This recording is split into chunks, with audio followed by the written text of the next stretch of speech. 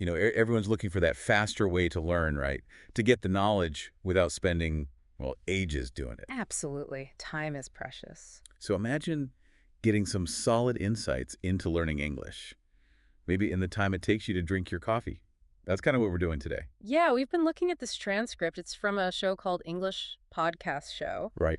And what really jumped out was this super concise 10-minute daily routine they laid out. Just listening, speaking, reading, very practical. Exactly. Not just theory. And our plan here, our mission, if you like, isn't just to describe it. We want to dig into the why. Mm-hmm. The thinking behind each step. Yeah. Why did they structure it that way? What's the payoff for you, the learner? Think of this as, I guess, a shortcut to understanding some effective learning hacks. Okay, so let's unpack the structure itself first. This 10-minute block, it's split into 3 bits. 3 parts. Yeah. First 3 minutes, listening, then 4 minutes, speaking. And it wraps up with 3 minutes of reading.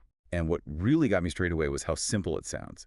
The hosts on that show, they basically say all you need is your ears, your voice, and focus. That's it. It feels really approachable. Doesn't need fancy tech or anything. What do you think about that, the simplicity aspect? Oh, I think that's crucial. It just lowers that initial hurdle, Makes it easier to actually start. Yeah, less intimidating. Definitely. So let's look closer at that first bit, the listening, minutes 1 to 3. Okay. The idea is you just listen to a short story. It's read slowly, clearly, and importantly, they tell you to try and visualize it. Visual, like picture it in your head. Exactly. Create those mental images as you hear the words. That active visualization, it actually helps embed the language, makes the memory stronger. Interesting. And the story they used, it was quite gentle, wasn't it? Something about Emma waking up. Yeah, Emma wakes up, here's rain, thinks, tea and a book, expecting a nice, calm day. Very easy to picture. Relatable. But then comes the clever bit, I think. After the story, they ask 3 quick questions. Ah, the comprehension check. Right, like what sound did Emma hear? What did she want to do? How did she feel? And they give the answers, too. Yep. Rain tapping, make tea and read, and peaceful, or calm and peaceful. So it's not just passive listening. You have to, recall the information. Exactly. It's what we call active recall. Pulling that info back out of your memory actually strengthens the pathways. You remember it better. Okay, that makes a lot of sense. Yeah. So you're engaging your brain more actively than just letting the sound wash over you. Precisely. It builds real comprehension, Okay. connects the sound to the meaning, to the image. It's training your brain to process spoken English on the fly. Okay, so that's the first 3 minutes. Listening, visualizing, recalling. Then it switches gears to speaking for 4 minutes. Right. And the first speaking task is, well, pretty direct. You just repeat sentences after the hosts. Repeat sentences. Yeah. Okay. Did they give examples? They did, 3 of them.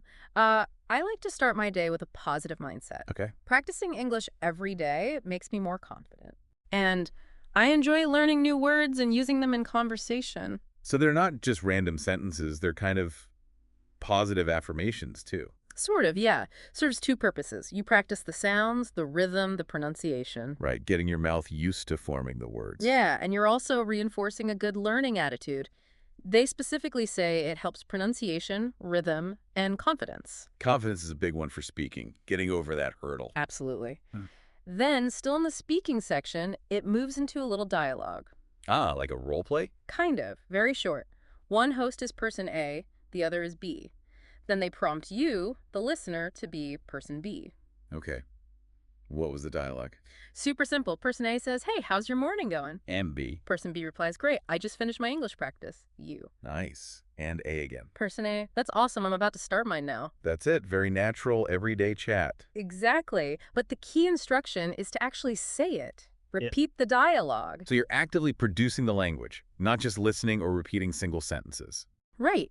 Even the small exchange gets different parts of your brain working, the parts involved in actually generating language. And they mention it helps you start thinking in English. Moving beyond just translating in your head. That's the idea. Yeah, I can see how that helps. Yeah. You can understand a lot passively, but actually speaking, even in a simple dialogue like that, that's a different skill. Yeah. Seems like a good low-pressure way to start. Mm-hmm. Okay, so we've had listening with recall, speaking with repetition and dialogue. That brings us to the last 3 minutes. Reading. Yep, the final stretch. Reading. How does this part work? So there's a short paragraph. First, you just listen to one of the hosts read it. Okay, listen first. Then you read it along with them simultaneously. Ah, So you're That hearing it and seeing it at the same time. Exactly. That dual input, auditory and visual, is really potent for picking up vocabulary and seeing how sentences are structured. Pattern recognition. And the text itself, what was it about? It was quite motivational, actually. Something like, every morning is a new opportunity. When you learn something small each day, it becomes something big over time. Oh, Yeah, it continues. Start with a word, a sentence, or even a simple conversation. Keep going. Progress is progress. so a little bit of encouragement built right into the practice. Right. And they also really stress rewinding and doing it again, repeating the reading part. Repetition for reinforcement. Absolutely.